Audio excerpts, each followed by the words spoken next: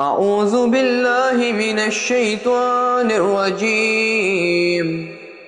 أفحسب الذين كفروا أن يتخذوا عبادي من دوني أولياء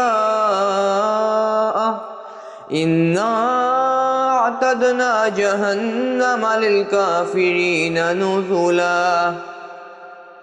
قل هل ننبئكم بالأخسرين أعمالا الذين ضل سعيهم في الحياة الدنيا وهم يحسبون أنهم يحسنون صنعا أولئك الذين كفروا بآيات ربهم ولقائه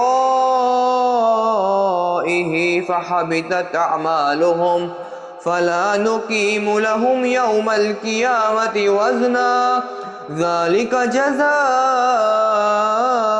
جهنم بما كفروا واتخذوا آياتي ورسلي هزوا إن الذين آمنوا وعملوا الصالحات كانت لهم جنات الفردوس نزلا خالدين فيها لا يبغون عنها هبلا.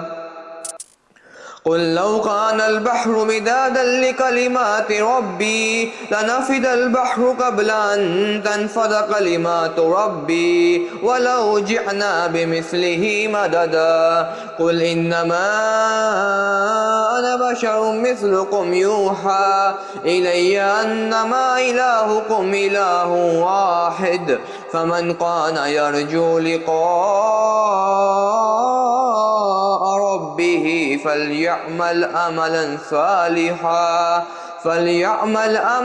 صالحا ولا يشرك بعبادة ربه أحدا.